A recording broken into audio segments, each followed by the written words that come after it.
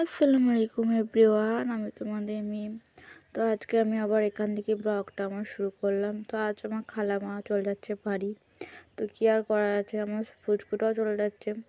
তো খালামাকে বললাম ওকে আমাদের কাছে রেখে দিয়ে চলে যান, আপনি বাড়ি চলে যান। তো খালামা বলছে না, ওকে রেখে দিয়ে গেলে তো হবে না। তো ও তখন ছোটো, থাকতেও পারবে না। তো এই দেখো এদিকে বোন ওকে নিয়ে ছবি তুলছিল, ওকে নিয়ে আর ও তো কিছুতেই ছবি তুলবে না, কি বিরক্ত হচ্ছিলো। আর ওকে ও বাড়ি চলে যাবে বলে ওকে নিয়ে সবাই কি টানাটানি করছিল। এদিকে ওকে নিয়ে বোনকে ভিডিও আর ফটো তুলে তুলে তো আর শেষ হয় না ওর। তো ও তো আমাদের সবারই আদরের, জানোই। ওকে আমরা সবাই মিলে খুবই ভালোবাসি, সবারই আদরের ভাইও। তো চলো, কি আর করার আছে, ওকেও তো বাড়ি যেতে হবে না, আমাদেরও মন খারাপ করে আর কী হবে।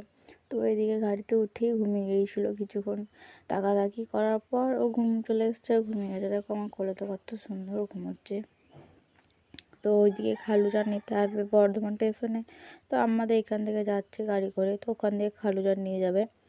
তো কী আর করা আছে। তো চলো, তোমরা আমার ভিডিওটা ঝটপট লাইক সাবস্ক্রাইব করে দাও।